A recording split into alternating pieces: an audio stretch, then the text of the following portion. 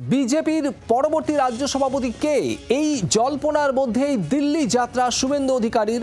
আজ সাংসদদের সঙ্গে সুকান্ত মজুমদারের বাসভবনে মুখোমুখি হবেন বিরোধী দলনেতা শুভেন্দু অধিকারী, এমনটাই খবর। দিল্লিতে আরও একাধিক সাংগঠনিক কর্মসূচিও থাকতে পারে বলে জানা যাচ্ছে।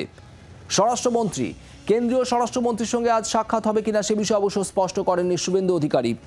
শ্রেয়সী গঙ্গোপাধ্যায় আমাদের প্রতিনিধি রয়েছেন আমাদের সঙ্গে। শ্রেয়সী, শুভেন্দু অধিকারী দিল্লি গেলেন এই মুহূর্তে, যখন জল্পনা রয়েছে বিজেপির পরবর্তী রাজ্য সভাপতি কে, সেই মুহূর্তে শুভেন্দু অধিকারীর এই দিল্লি গমন, কি খবর?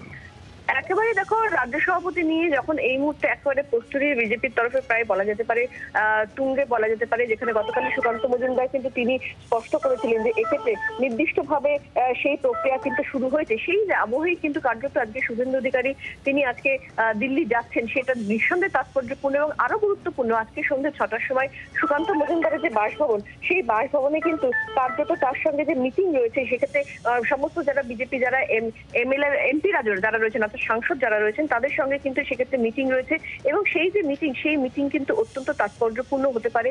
যদিও সেটাকে তিনি কার্যত শুভেন্দু অধিকারী সেটাকে সৌজন্য সাক্ষাৎ বলছেন, কিন্তু এই মুহূর্তে যে প্রক্রিয়া চলছে, রাজ্য সভাপতি নির্বাচনের যে প্রক্রিয়া চলছে, সে তারই মধ্যে শুভেন্দু অধিকারী এই দিল্লি যাত্রা এবং বিকেলে সুকান্ত মজুমদারের বাসভবনে সেক্ষেত্রে সমস্ত এমপিদের সঙ্গে তার যে বৈঠক, এটা নিঃসন্দেহে তাৎপর্যপূর্ণ। যদিও আজকে স্বরাষ্ট্রমন্ত্রীর সঙ্গে তার কোনো বৈঠক হবে কিনা সেই বিষয়টা নিয়ে তিনি কোনো বিষয়টা স্পষ্ট করেননি। শ্রেয়সী, ধন্যবাদ। আর শুভেন্দু অধিকারী কি বলেছেন শোনাবো। বাবুর বাড়িতে 6টার সময় মিট হবে। যেহেতু যাচ্ছি, সুকান্তবাবু আমাকে ওখানে ডেকেছেন এবং সাংসদরাও হয়তো কেউ কেউ থাকবে।